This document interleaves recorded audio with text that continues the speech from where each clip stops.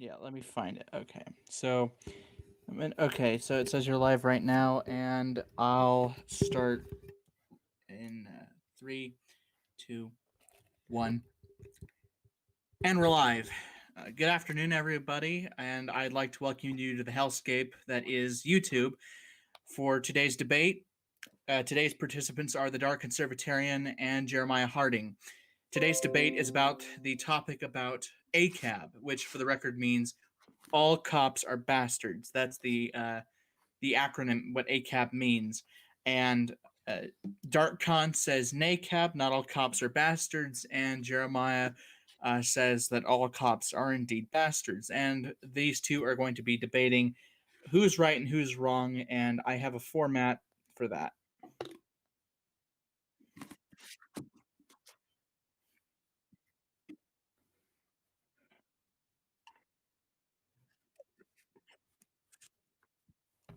Yeah. I would rather say bad anyway, because like bastard, people don't choose the circumstances of their birth. I've met plenty of really nice bastards, you know? You know what? Fair enough.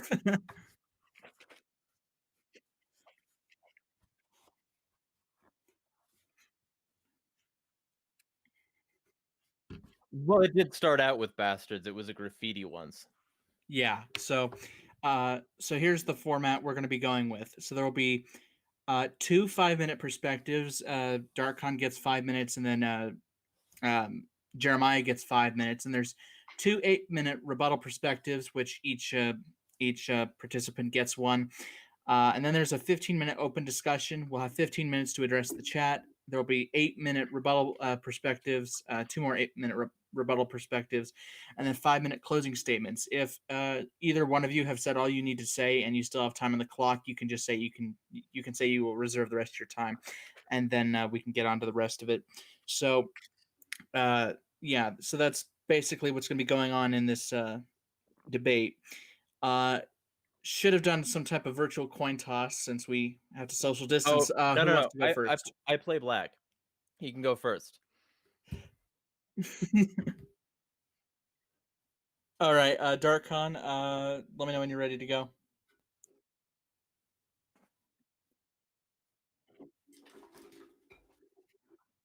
Start.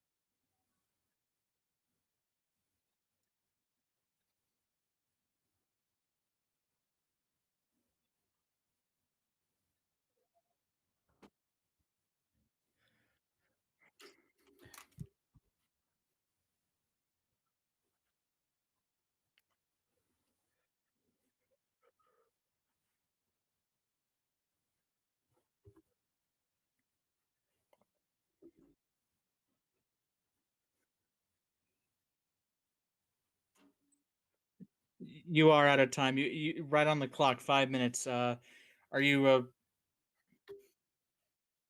Sorry about that. But yeah. Jeremiah, you can go ahead. All right. Let me know when my time starts here. Okay, let me reset and right now. All cops are bad. This is my premise, and I'm sticking to it.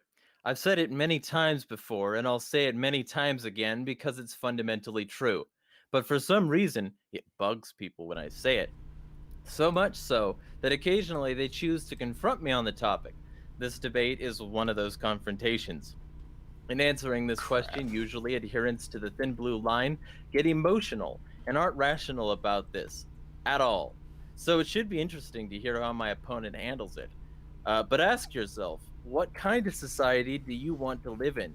Do you want one where the strong control the weak regardless of ethics or decency?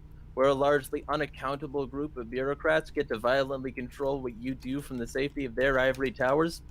Thanks to their enforcers? Well, without the police, their enforcers, laws are just scribbles on paper. Without those who have sworn an oath to carry out the will of the powerful, they have no power. This means, at a base level, the police are the policy enforcers for Sorry, every everybody, on social my malady end. that exists due to the state. Can you hear me now? Additionally, every law is a lifted gun, carrying with it the ultimate threat of death for noncompliance and resistance. Sure, you might get a cop who doesn't want to kill you for breaking the law, but ultimately, if you don't follow their orders automatically, they will use that as an excuse to violate your rights. If you resist that rights violation, they will arrest you. If you resist that arrest, they will beat you, electrocute you, deploy chemicals on you, shoot you with less lethal rounds, which can cause permanent disfigurement, gas you, break you, destroy your home, traumatize your family, and more. And if you resist that, they can, have, and will kill you. This means that the ultimate threat of law enforcement, that is, being the bulwark of the powerful and the reason they get to keep their power, is death. You are a number in a system, and they are all but happy to change your 1 to a 0, especially with some of their training encouraging them to kill and claiming that it will be an almost arousing experience for them to do so. Look up Dave Grossman, seriously. If that isn't enough to prime you for the fact that all cops are bad, then here's more. The police are fundamentally aggressive, factually and indelibly proven by the forcible extraction of their paycheck from the people, their revenue collection duties that often far surpass alleged social protections they might claim to offer, their hyper escalatory nature, constantly adding brutality, chaos, and injury to situations which often don't have any of that to begin with, constantly getting away with killing people, breaking laws, and by the way, 1,000 people a year on average for the past like 5 years killed, and that's by gunfire alone, breaking laws, and generally being disrespectful to the alleged badge they carry, stealing property en masse with civil forfeiture, allowing racist policies to infiltrate their ranks, violating people both sexually and otherwise, intimidating people who don't behave exactly like they want, up to and including intimidating them for attempting to complain about it formally, or even just for recording what they do, and generally getting away with it due to tyrannical practices such as qualified immunity, additionally armed with the blue code of silence and other such fraternal modes of oppression. And while they do all this, it's a good thing, at least for their careers, that cops have have repeatedly been affirmed by the Supreme Court to maintain no obligation to protect the people, only to enforce the law, because if they truly wanted to protect people, they would spend a lot more time keeping their fellow officers in line before causing permanent disfigurement and other injuries to the people they allegedly serve. And for those who will automatically jump to the police defense saying not all cops are like that, the cops that aren't at least actively support these cops by not turning them in and by helping the department run its duties while they oppress the people they allegedly serve. All cops are at least partially responsible for the evils that some cops do, and the fact that this institution has gone on as long as it has is only the responsibility of both, quote, good cops and bad cops, despite the good cops only ever helping the bad cops in the end. Because ultimately, The bad cops only have their legitimacy because of the soft approach taken by other officers. This means that no matter how nice a cop is to you, they're ultimately oppressing you. And if oppression is not bad, I don't know what is. It's also worth noting that they might have a bias toward your particular demographics, and your experience with them might not be representative of everyone's experience. But the universal constant is a violation of your self-ownership and your ability to control your body how you choose. 10 seconds. It's time to recognize these people for what they are, agents of a brutal and corrupt institution incentivized to be brutal and corrupt themselves. All cops are bad. I look forward to the debate. Alrighty then. Once again, 5 minutes. So you both have been pretty good at keeping on the time. So that is the first, almost 10 minutes of the debate because we were establishing format before we got started. Okay. 8-minute rebuttal perspective. This one is 8-minute or 5-minute rebuttal. 8-minute, and DarkCon, because you went first with opening statement, you get to go first with the 8-minute rebuttal. All right. I also before. Did you start right now? And yes. All right. First off, I want to say sorry for not double checking my audio on my end, audience. But anyway, getting on with this, I would like to pose the question to Jeremiah here, when he gives his rebuttal statement, or when we get into cross-examination of what would he define as a good cop, or what action would it take to define a cop as a good cop. I mean, yes, admittedly, and I know for a fact that there is that one SCOTUS ruling, I believe it was a SCOTUS ruling anyways, that says that cops are not legally obliged to get rid of are not legally obliged to protect citizens and whatnot, and that should be reformed, repealed, or whatever the proper term is for that. But for those cops who do ultimately suppress actual violent rioters, and no, I'm not talking about the peaceful protesters before they actually get violent. I'm talking about the rioters get violent first, and then they suppress the rioters, the looters, and whatnot. Those who actually do act on a mass shooting. Those who, I don't know, you name it, that they would be, right at that point, a good cop. And for all those cops who do not speak out against their bad cop counterparts, that is a fault, I will agree. I have agreed and admitted for a while now. But at the same time, I don't know if I would, technically call them bad per se, more like spineless or weak, or so forth, at most. I mean, and at the same time, what if they have done some good actions despite them not calling out their bad counterparts? I put the main fault of the bad action done, the police brutality done, on the person that actually enacted on it, or even was on the scene doing it, more than a cop that did not see or even just merely vaguely heard of what their bad cop counterpart has done, and so forth. As far as racist policies go, I would like to ask that to be substantiated. As far as the drug war goes, how do I put this exactly? I have not read anything explicitly countering the narrative that the drug war might inadvertently arrest more black people than white people and whatnot. But nonetheless, I have admitted to the whole stop and frisk thing. Despite that, is there anything written in law that is explicitly racist? I mean, not a dog whistle or anything like that, but is explicitly racist. That is how that I would pose a question to that statement right there. And also, if this is gonna come down to taxation, or come down to an anarchism versus general statism debate, I'm not so sure of. It would almost seem like we would be getting slightly off of topic with that. I mean, if you're basing the morality of the cops to basically just because they are a servant of the state, a public servant, and so forth, well then at that point, I can't help.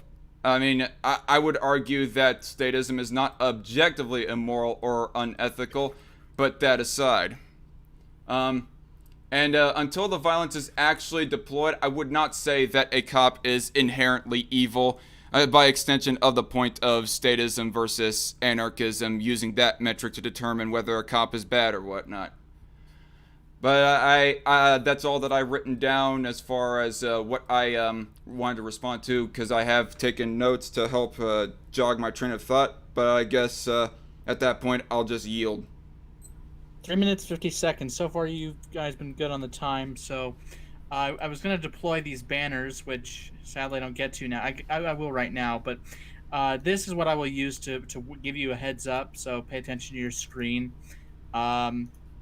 and this is how you'll know that when your time is up, that your time is up. All right. So 3 minutes 50 seconds for DarkCon. Are you ready, Jeremiah? Sure. Okay, and now.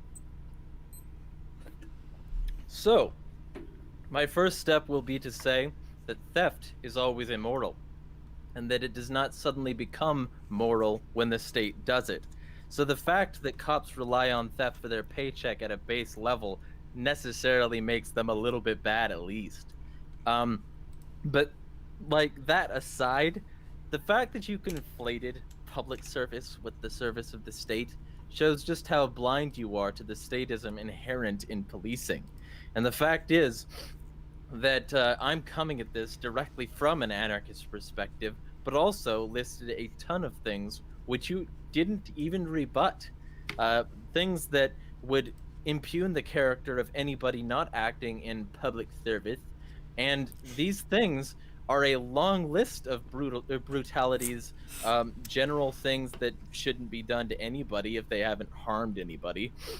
And generally, you ignored most of my opening statement in order to make generalities, which is fine. I mean, I can't expect much more from a conservative, but what I'm saying is that cops are bad because they extract their money by taxation. Cops are bad because they're agents of the state, which is a fundamentally unaccountable circle of bureaucrats.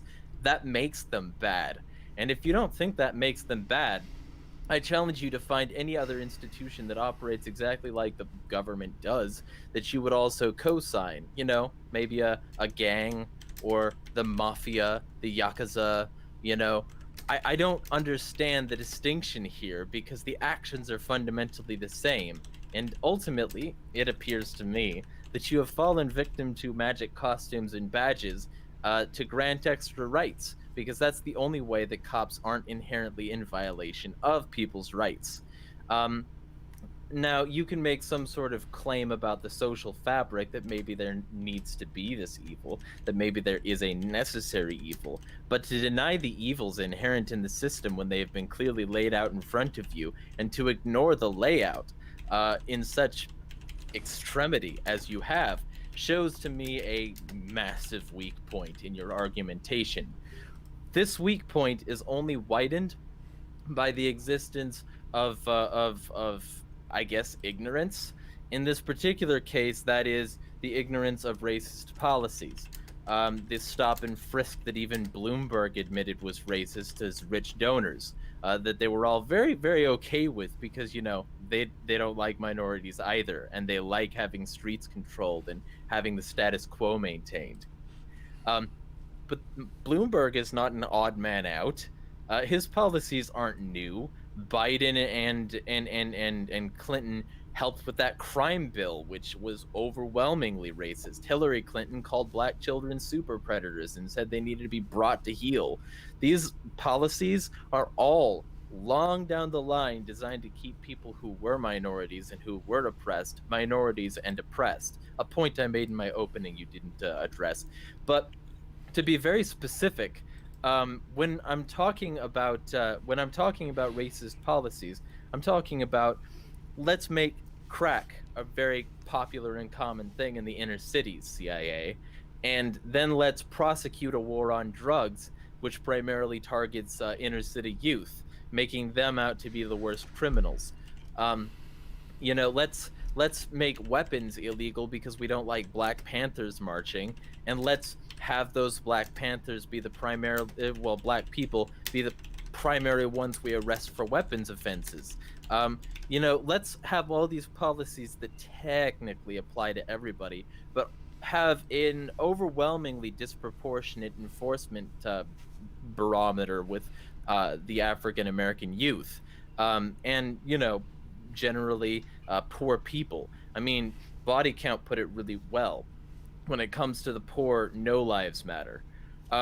So a good cop would require a total systemic overhaul, not the least of which would be an abolishment of the state, because the current policing does not serve the people. It serves the elite, because they are law enforcement, not people protectors, which is why SCOTUS has ruled not once, but like 3 times about this. They've repeatedly affirmed that people don't have an obligation in that regard.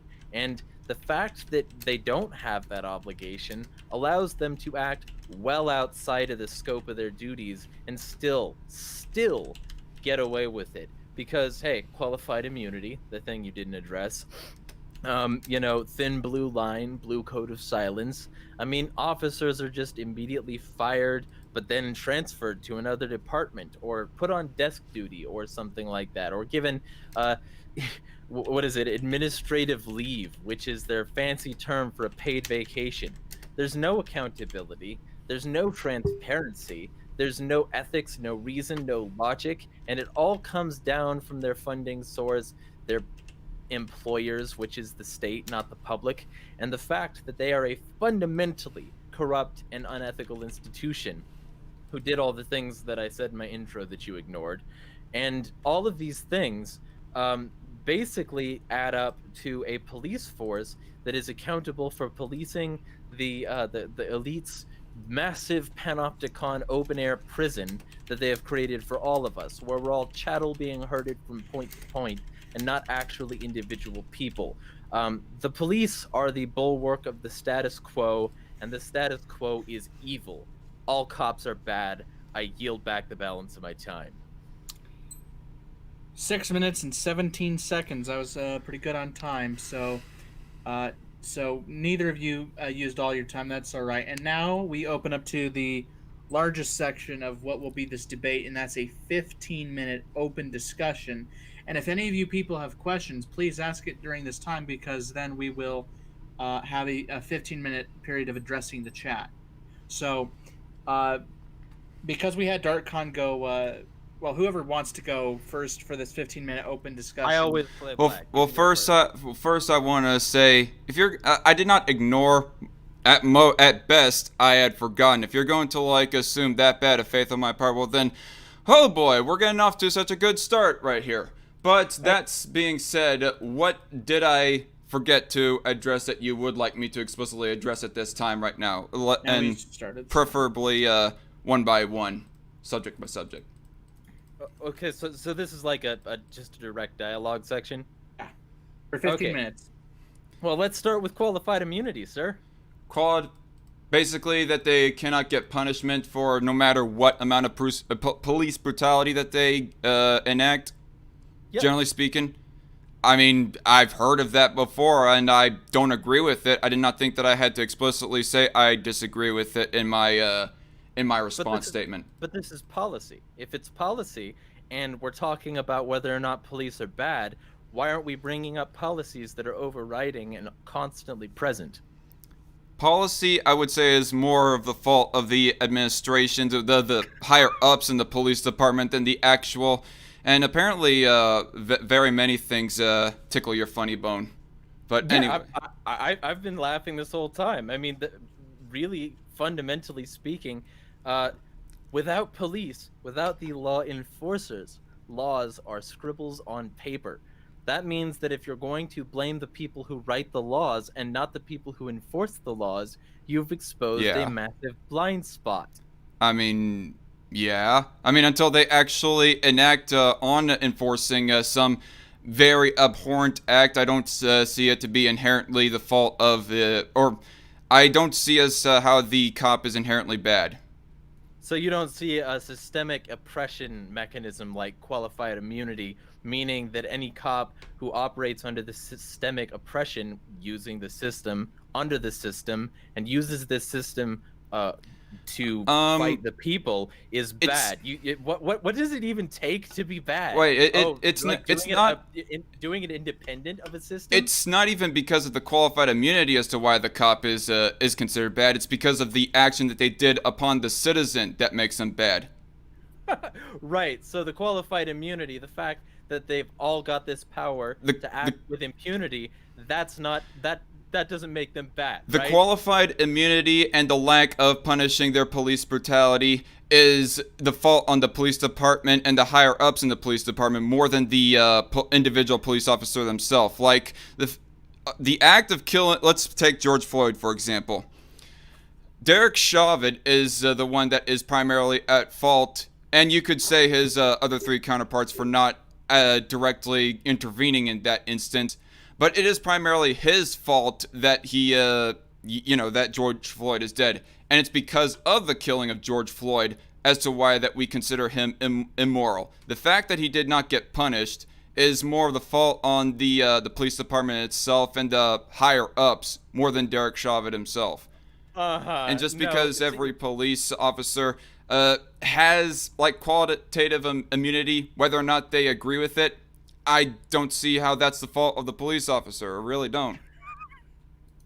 Okay, first off, this is the not all Nazis are bad argument. Some of them were just making swastika patches. It's totally fine to do that, even though you know what they'll be used for. And second off, let's be real clear here.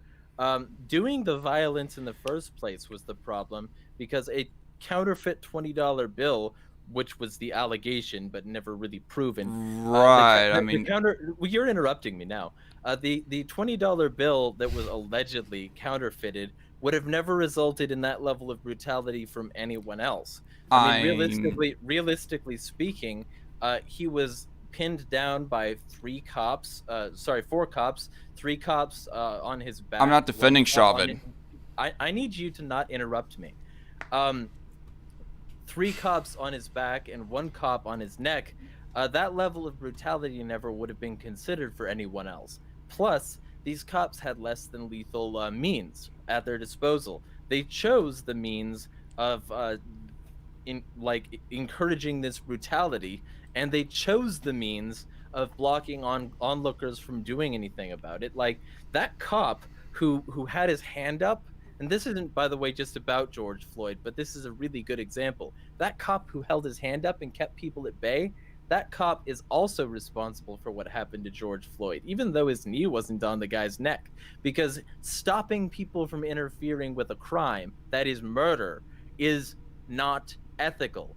And if you decide at that point that getting involved in the commission of a crime is in itself a crime, assisting a crime happening is in itself a crime, then this constant criminal racket that is American policing, and by extension all police departments that accept their model, which is a huge amount of them. If you accept that helping the commission of a crime is in itself a crime, then it doesn't matter that they had shiny badges and magic costumes. All cops are bad because they're all helping cops commit crimes. The reason as to why that I was trying to interject right there is because you were going, in some of your spiel right there, you were going somewhat on a bit of a moot point, because like I said, I find Chauvin at fault for the most fault for actually doing the act of killing George Floyd, and the three other police officers for just witnessing and not intervening. To a little bit lesser of extent, but all the same still at fault for lack of action. But as of what was the rest of your spiel? Not bad. What? So they're at fault, but they're not bad somehow. No, they are bad for witnessing and not intervening. But they're not the ones who are primarily and mostly at fault. I'm just saying that there is a different scale of fault and aggression being done here in this instance, and in all instances of policing, I would say. Okay, let me be very specific. I'm an evil person on social media already. I think equality is impossible physically and therefore socially, metaphysically, everything. You think what is impossible? Equality is impossible. So what I'm not saying. What I'm not saying. What's that got to do with what I said? I'm about to say that. If you could stop. So, let me be very specific. Because equality is not possible, not all cops are equally bad, but that doesn't mean that all cops aren't bad. It just means that some are worse than others. Well, obviously. It goes without saying. So some are Well, worse than others. Because you argued against something I didn't say, so it clearly didn't go without saying. I said it now. Well, I was talking about the qualitative immunity. That was what I was primarily trying to go on for the first 5 minutes of this cross-examination. What else was it that you think that I should have addressed but forgot to address? Well, I listed a long series of what the founders might have called abuses and usurpations that modern police have been using as a par for the course, as a regular component of their duties and of their sort of obligations. And this inherent stuff that I listed, these brutalities that I listed, you had nothing to say about, with very few exceptions. And I struggle to think that we're having an argument I'm sorry, about whether or not I don't have the whether or clearest not- memory. about whether or not all cops are bad, when I list all these bad things that cops do and that other cops help them get away with, and you basically gloss that over. I mean, I'm sorry, I don't have the clearest memory. There are like some smaller points that I forget on what exactly people say within a live stream. Well, I mean, to I'm your sorry credit, to I am on disappoint there. A lot of caffeine. What? He's on a lot of caffeine, he said. Well, I'm drinking like a couple of monsters here, but anyway. having water. I guess I would. Okay, I guess we'll go on about the. I'll address the whole the whole drug war thing. That I mean, the enactment of the drug war and unequally applying it, discriminately applying it more towards black people, like the Nixon administration, considering black people his enemies and so forth. I mean, I've known that for quite a while now, and that is a bad thing. Even then, I would not necessarily pin that on the cops themselves. I'm looking at more of the police actions themselves, not what so much is written in law by the higher ups that they may or may not agree with. I mean, for example, Officer Anderson did not agree with the unconstitutionality of actions that were being carried out by the state during the height of the quarantine, of the lockdown / quarantine. Okay, so assuming this is where I'm jumping in, again, without law enforcement, laws are just scribbles on paper, not blaming the law enforcement for enforcing these laws as a part of their duties and policies is a big hole in your reasoning. It's a weak point. Okay. It's a giant weak point. I mean, if, say, in law it was written that there is supposed to be some general confiscation of all weapons, and, say, a cop was, like, coming across somebody who ended up to have a gun of some kind, or let's say they had, like, an M240 or something, and they did not enact on the duty that that is, written in law against. I mean, if they're ignoring that duty, let's say secretly, without the higher ups finding out about that specifically, well, then I'd say that that is good on their part. So, if they're not acting as a cop, if they're not being a cop and policing, they can be good. Ooh. So basically, cops are bad, but when people stop being cops, however temporarily, they can temporarily make the right choices. Yeah. If I was to follow along with your logic all the way through. So I guess that sums it up. All cops are bad, and if you stop being a cop, you can be good. I mean, is a cop bad for pulling someone over for speeding? Oh, well, see, there's an interesting question. How did the cop get there?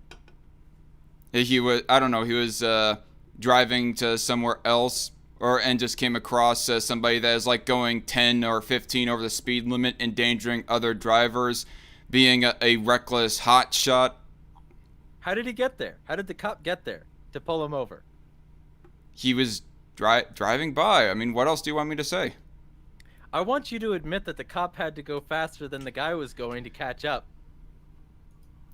Yeah. So it's okay for the cop to speed, but not the person.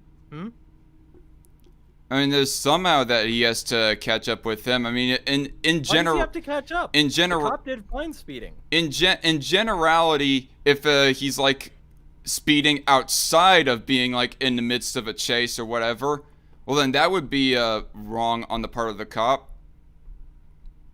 But if the cop had to speed at higher speeds to catch up to that guy, how is that guy wrong and the cop isn't?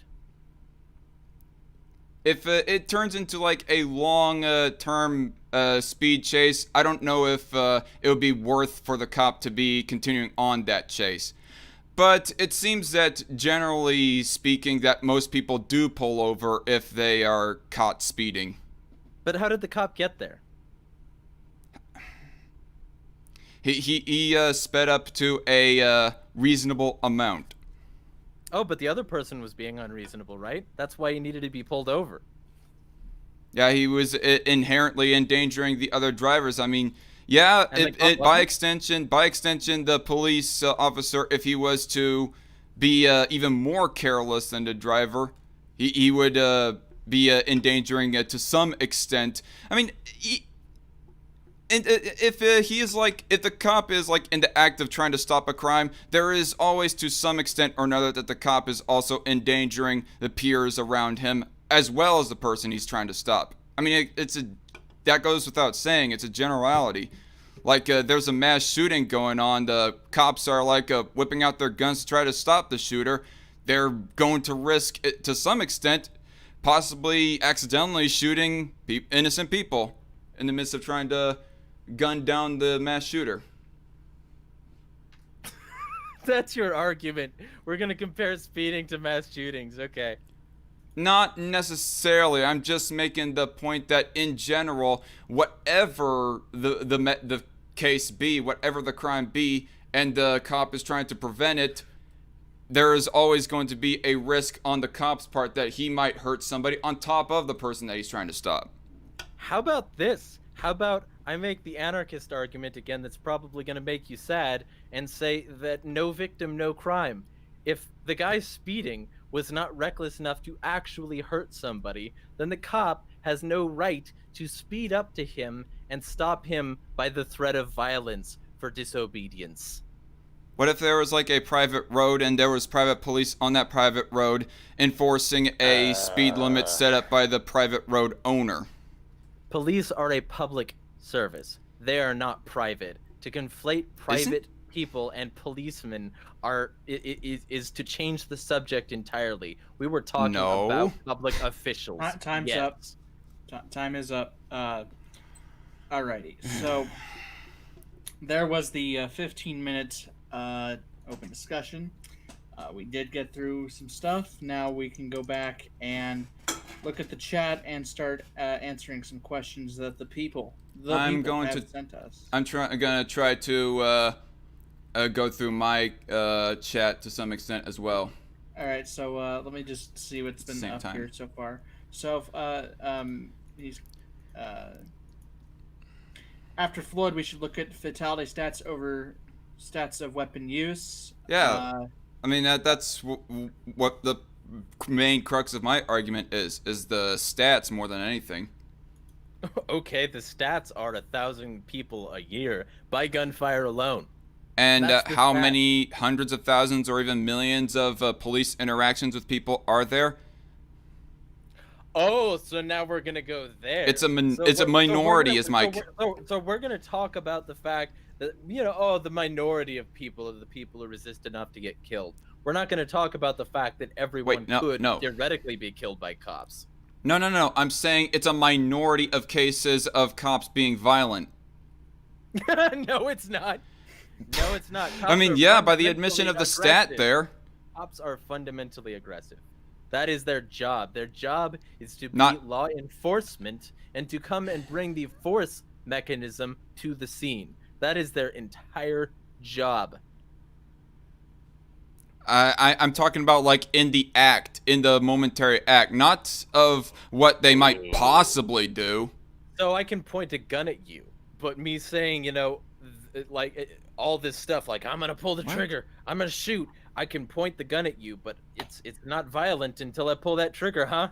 It's threats aren't credible. We can't talk about that. We can't talk about the indelible consequences of breaking the law. We can't talk about that. We just have to say, well, we have to wait until the cop actually does pull the trigger in order to say he's being violent by pointing a gun at people. Seeing the I police mean, department to some extent, yeah. But Seeing No. read the Ryan's. police department is filled with pigs, sheep, and chickens, asks Ryan, should we call the police department a barnyard?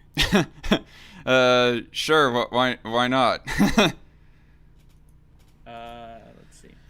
Angel Gutierrez asks, well, I guess it's not really a question, but I want to just show everything in the chat.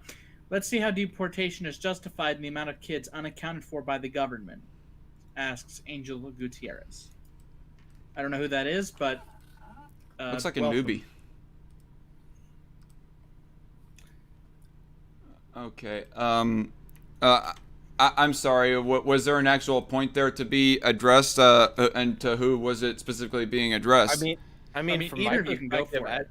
from my perspective as an anarchist, I oppose borders as a concept, much less states controlling territories and deciding who gets to travel where.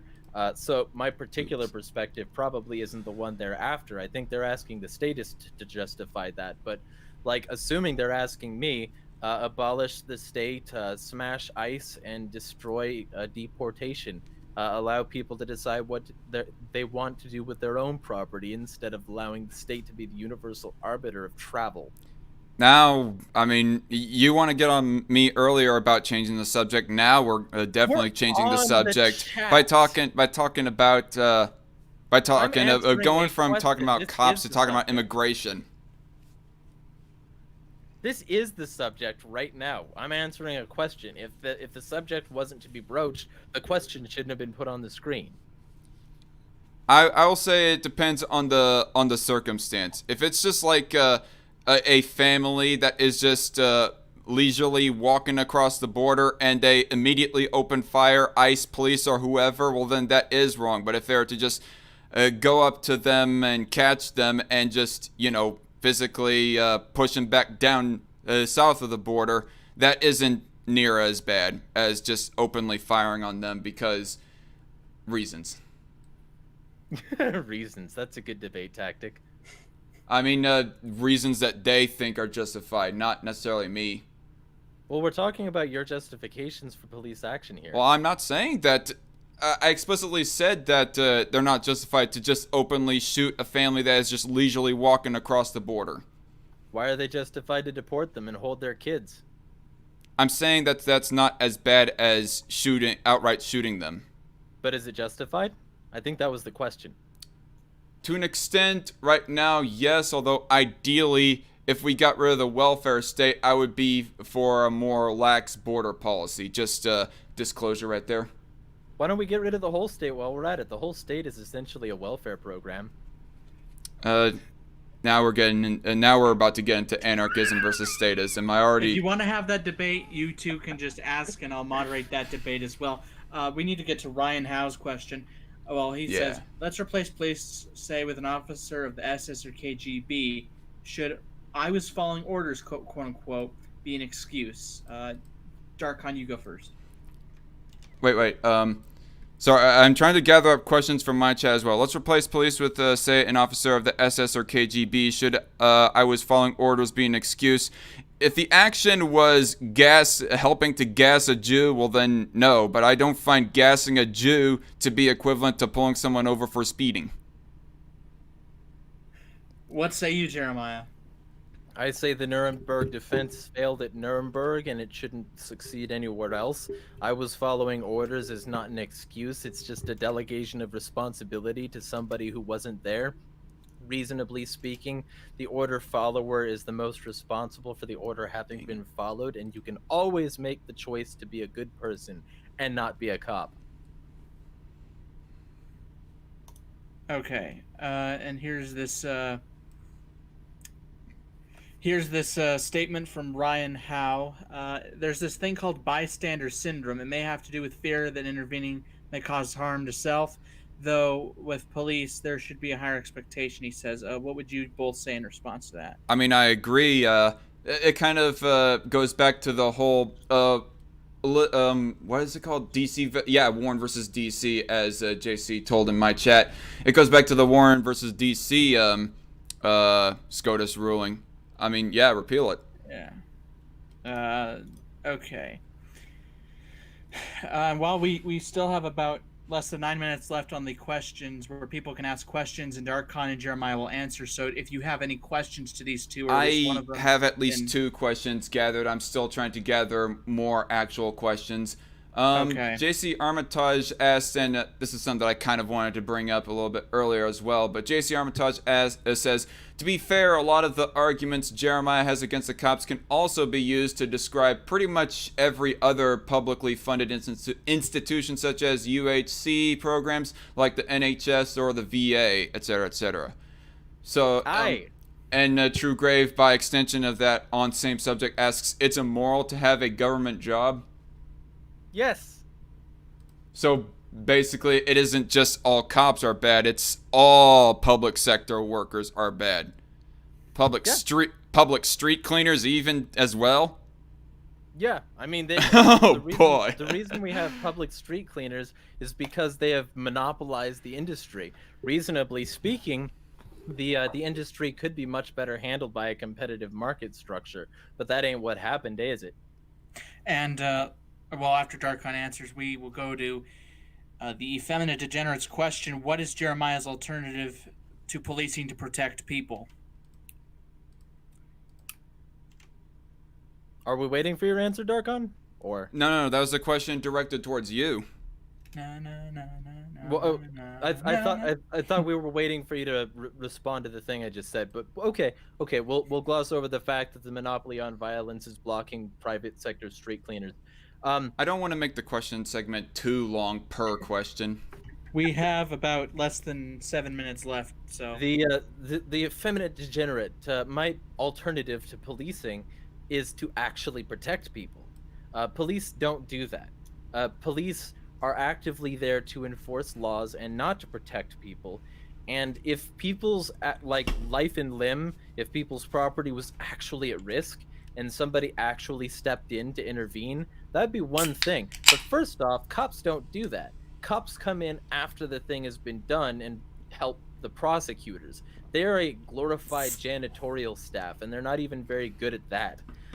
Ultimately, they're there to enforce the status quo, not protect people. So my alternative, I think Viper's threat management does a great job in Detroit, because they practice de-escalation. They've hardly ever fired a duty weapon. They try to, box people off and, walk people away and prevent conflict and intervene in conflict rather than, clean up brains. Cops are very, very bad at this, and it's mostly because they're extremely poorly trained.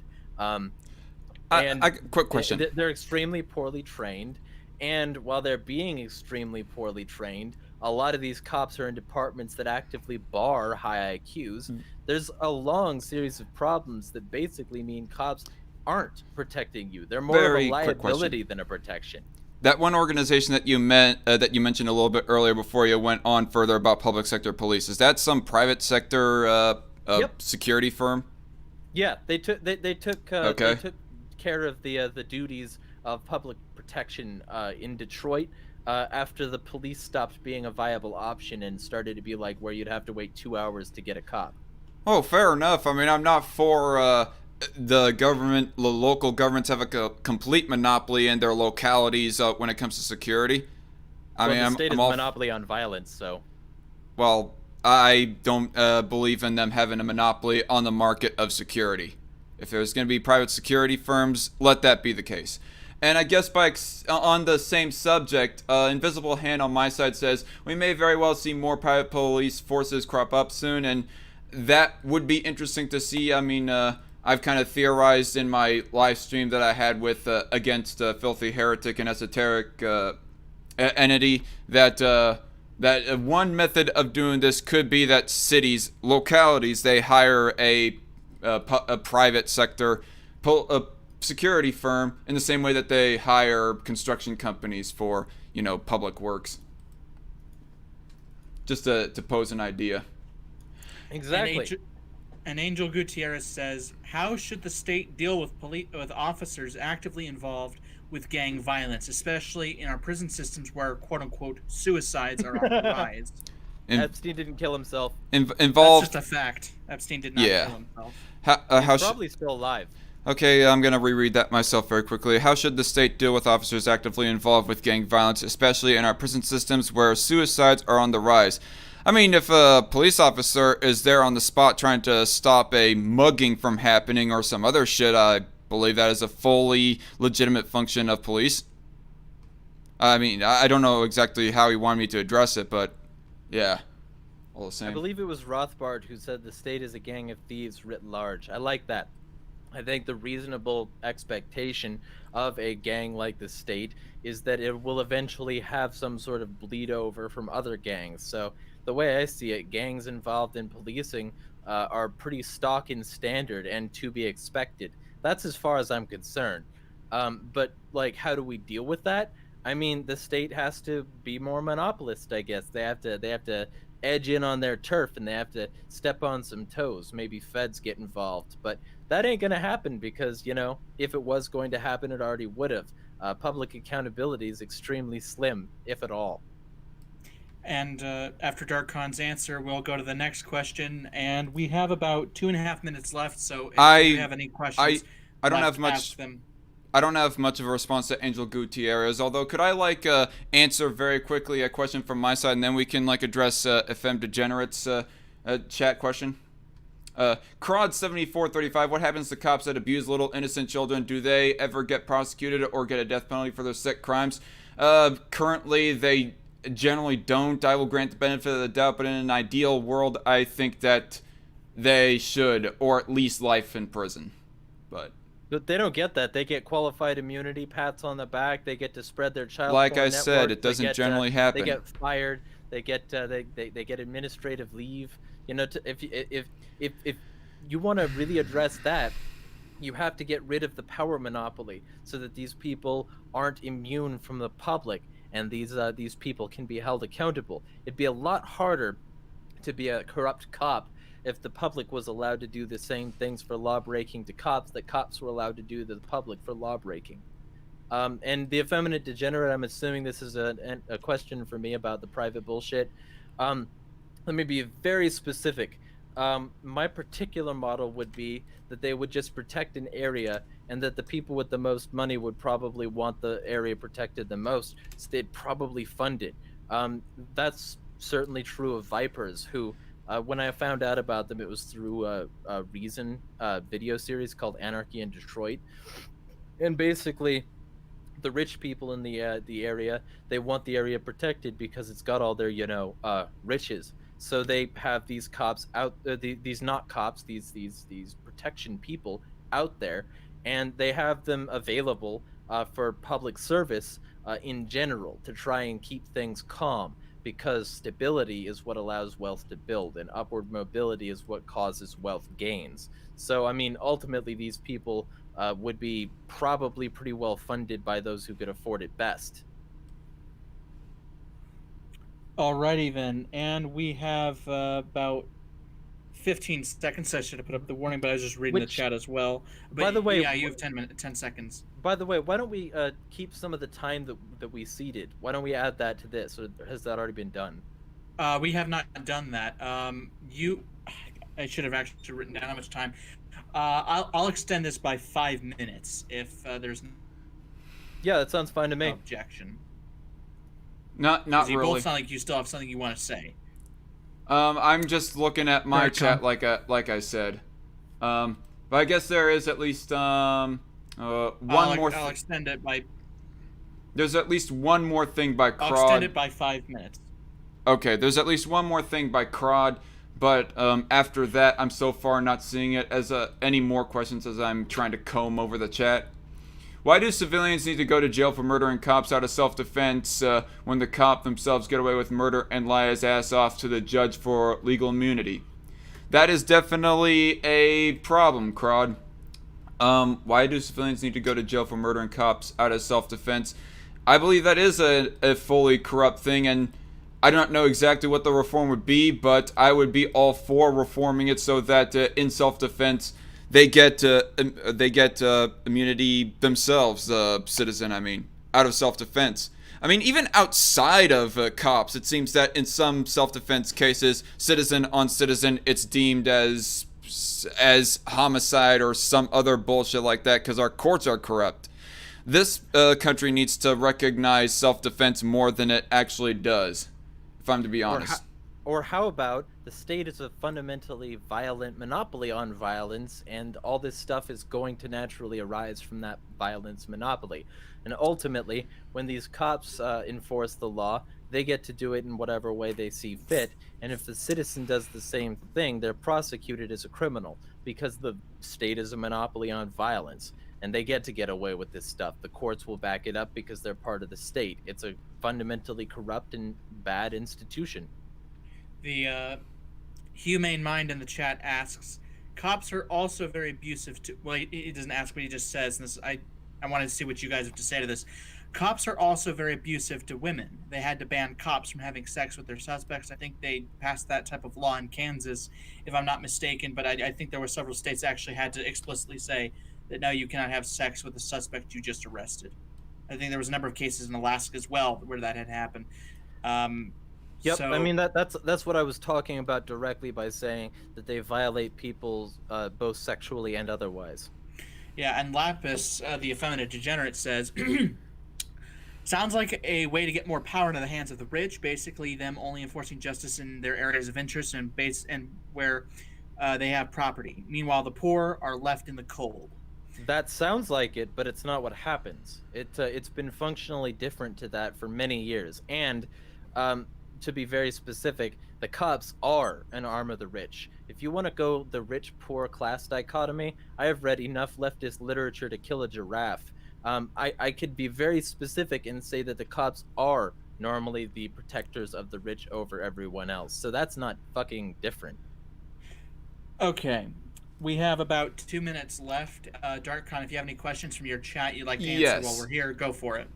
I guess to be, I do not, eeny, meeny, miny, mo.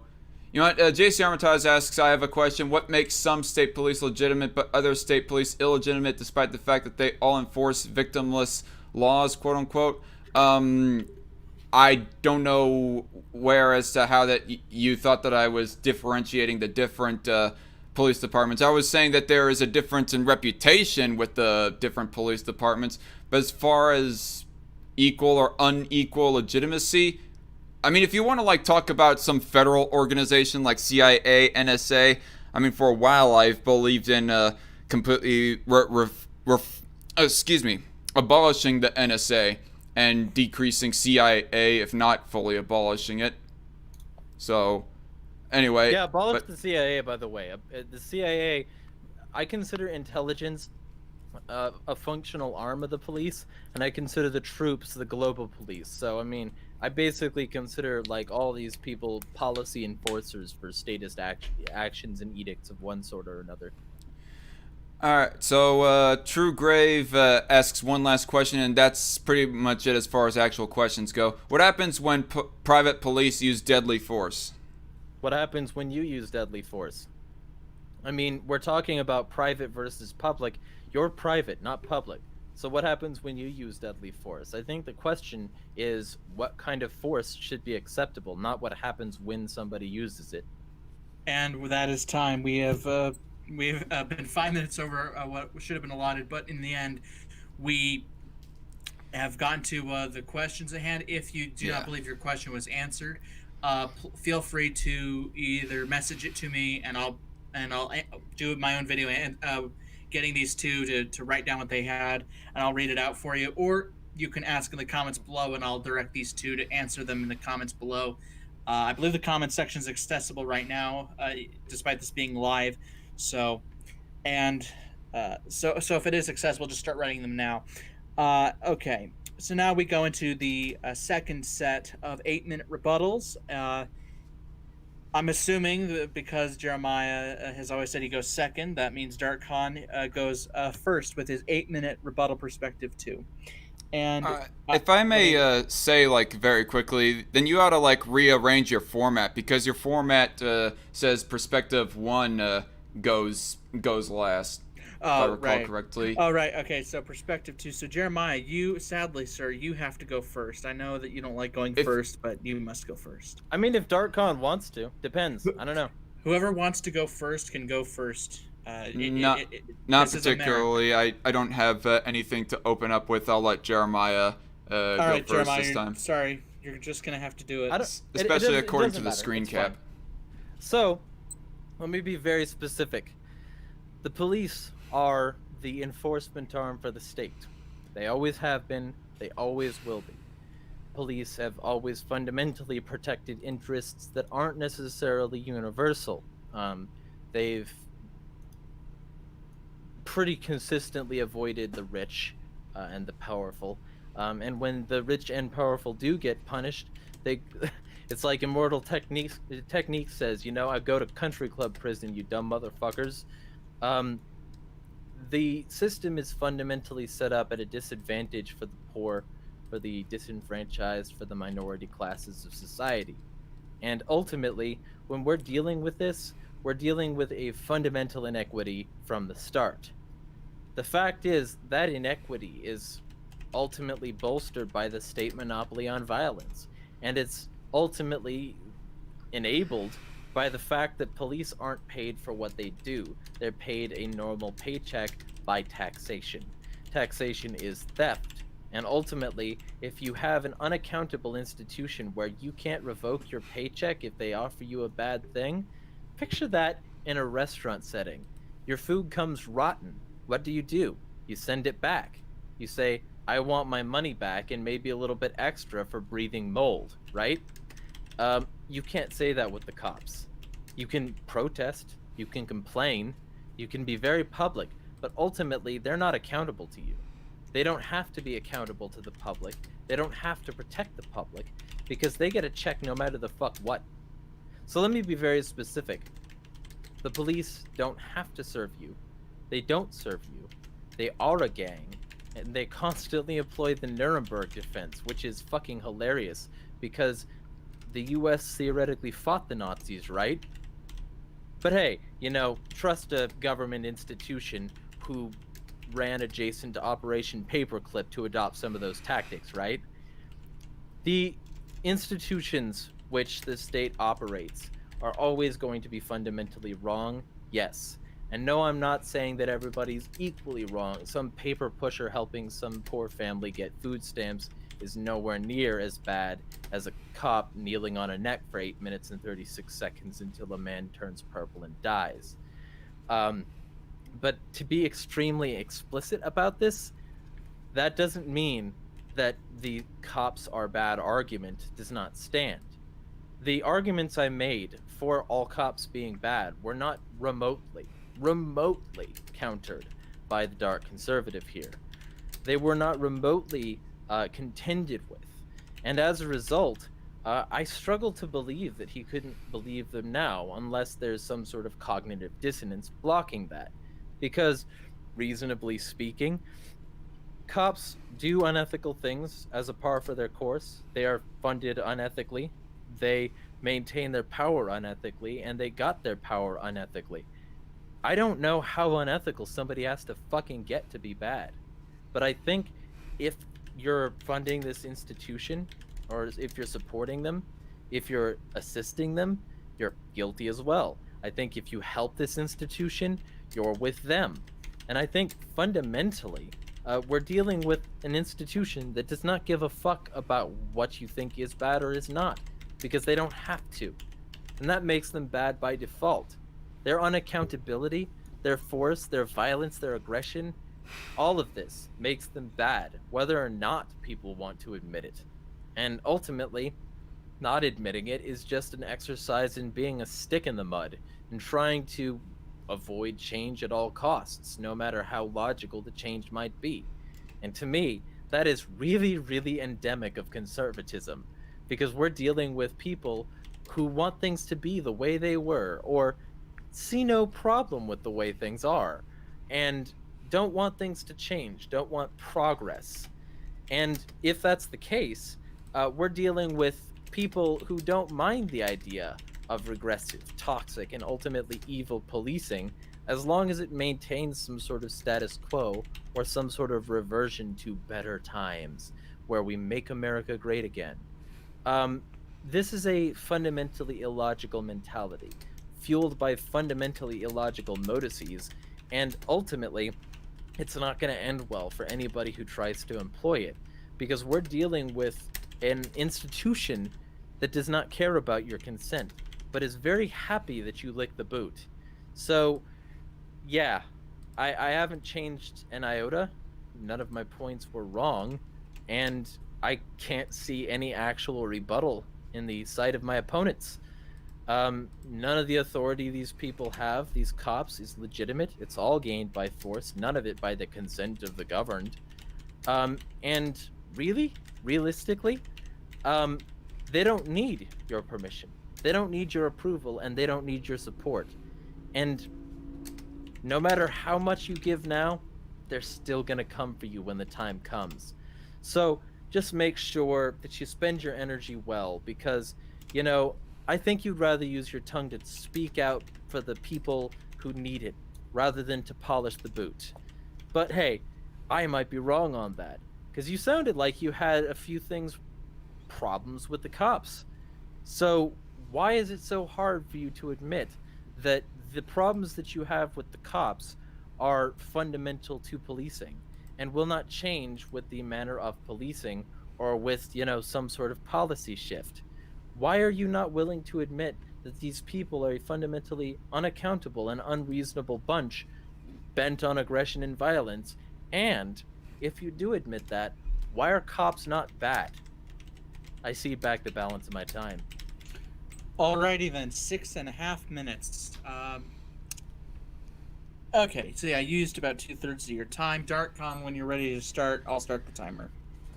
All right, go I've on. never used my stopwatch.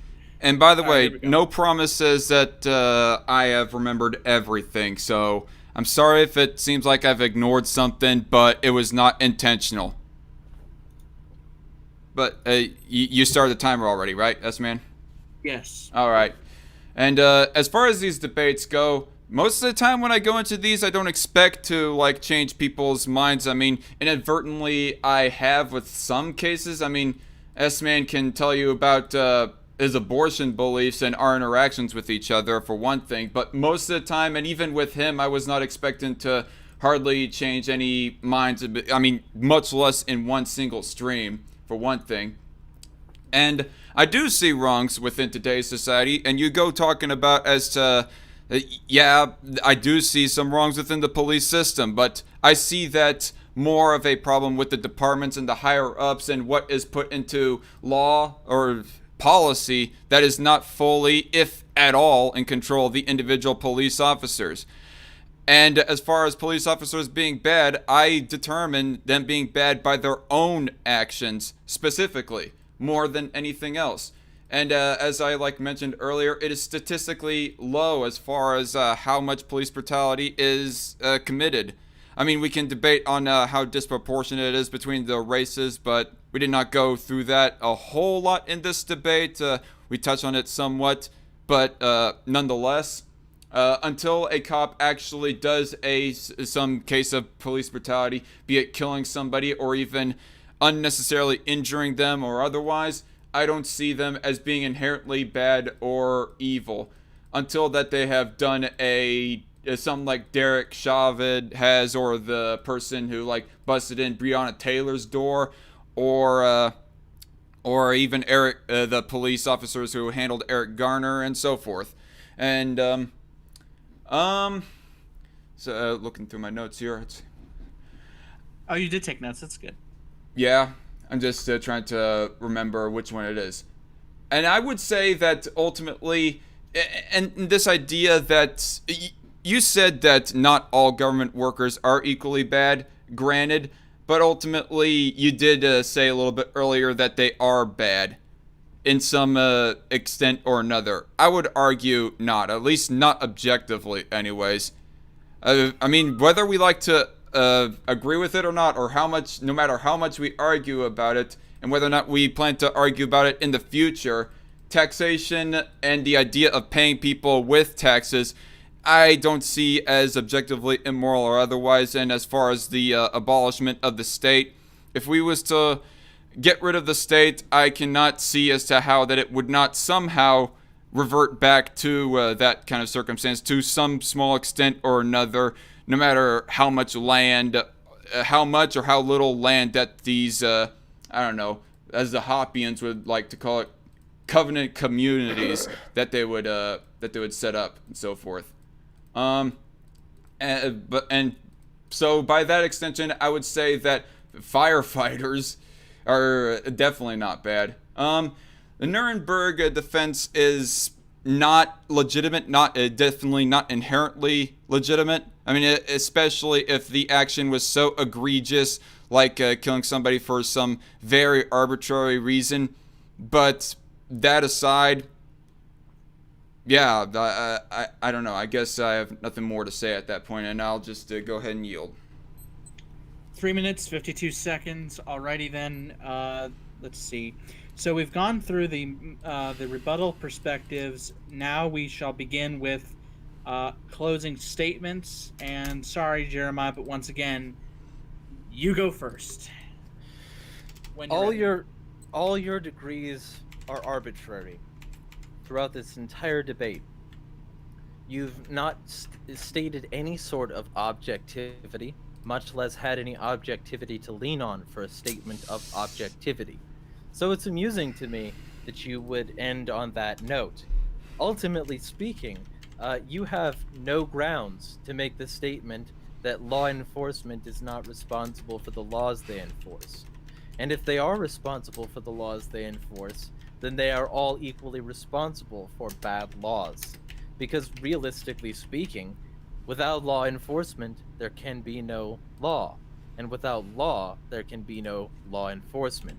They are scribbles upon paper until a police officer does something about it. And truly, the most amusing thing about this entire thing is your ignorance of the threat of brutality. It is unethical to point a gun at somebody.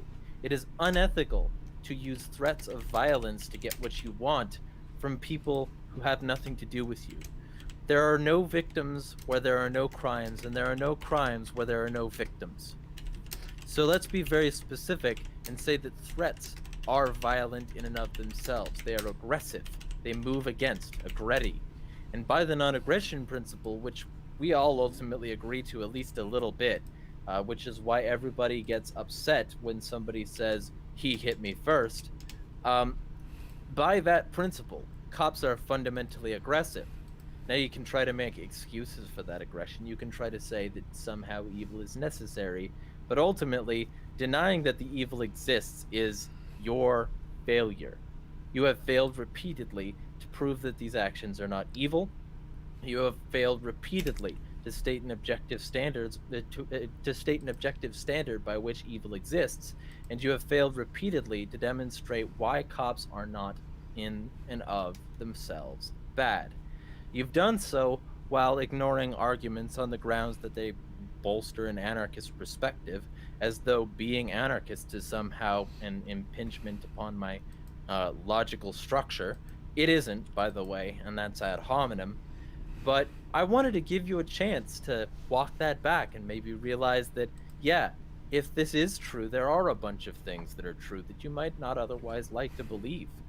But realistically speaking, you didn't walk it back.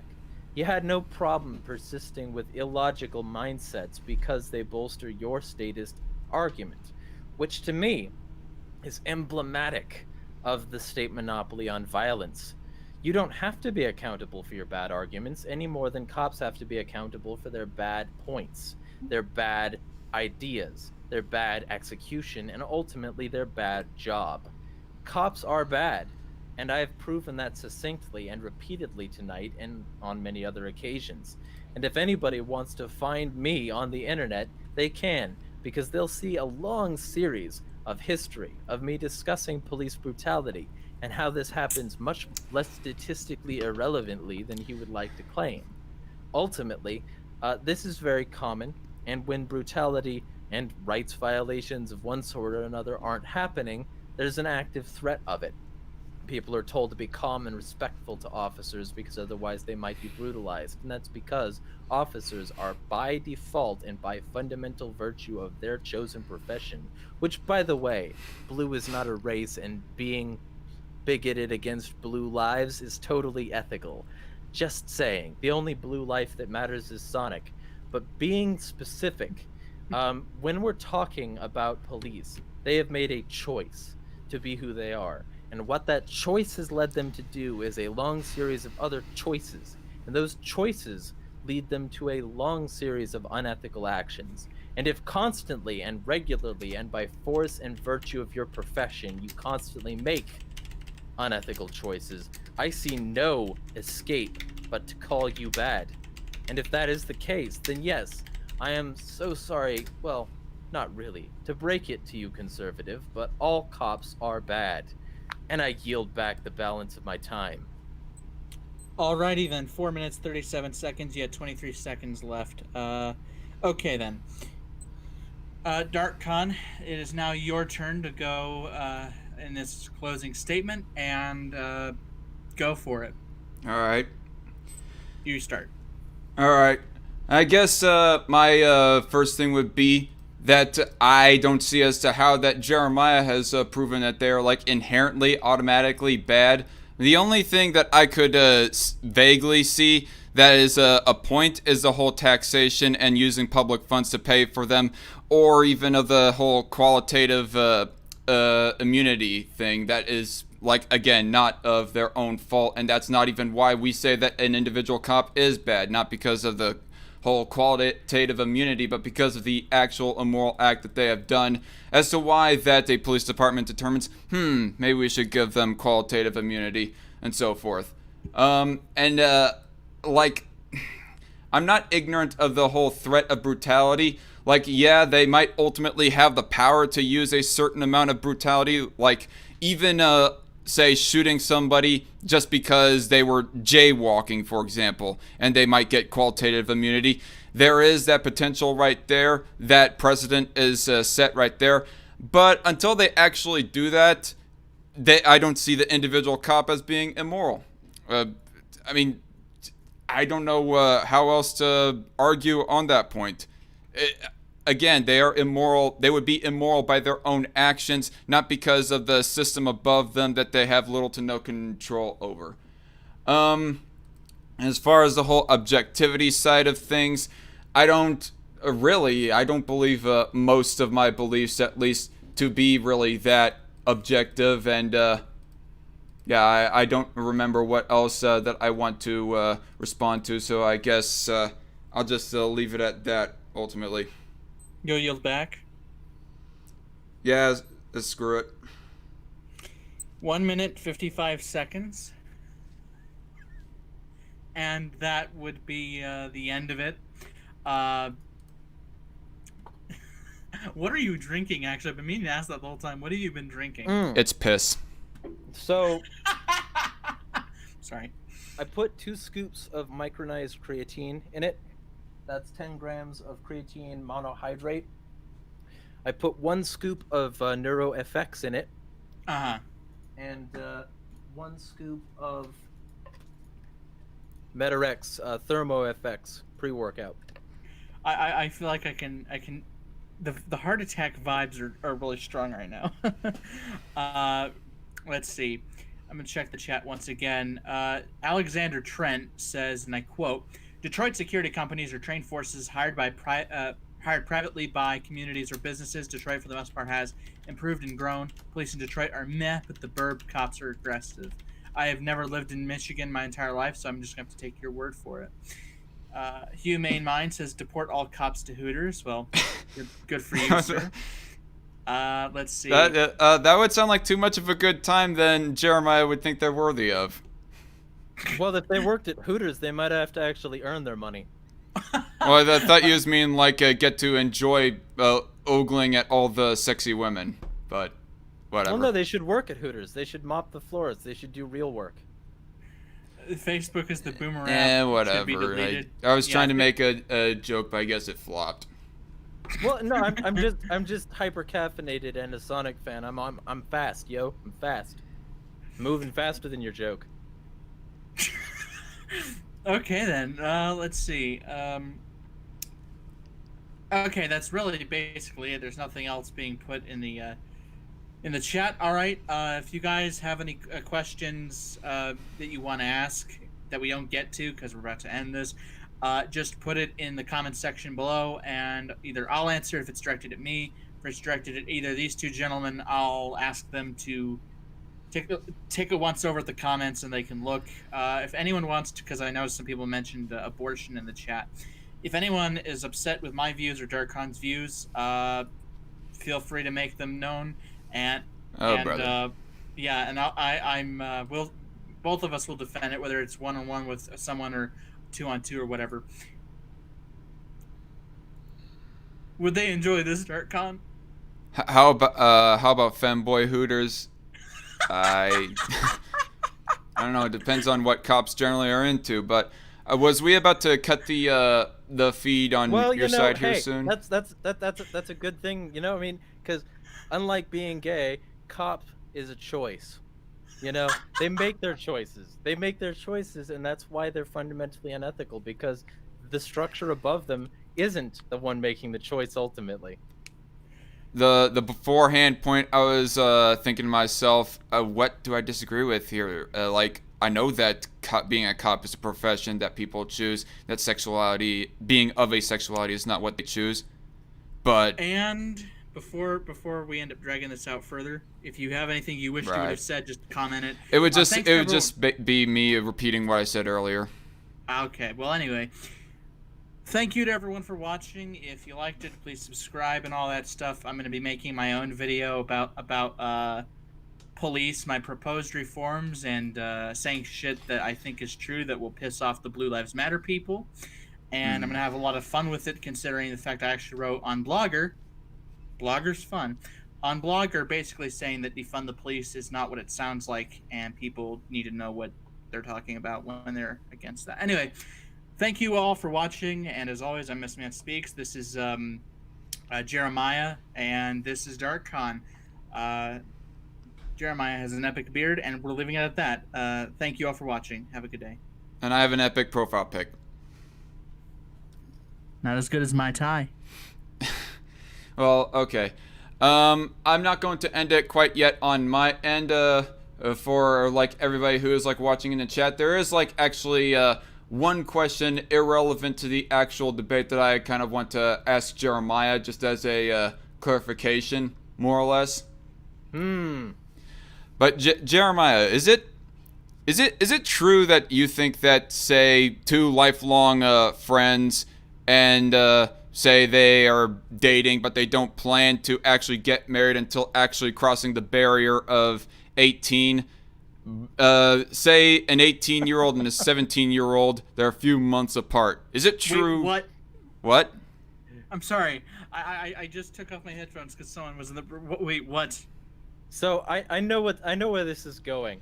Oh fuck! Is it true? Well, if I may, finish up my question though, is it true that you believe that to be outright pedophilia?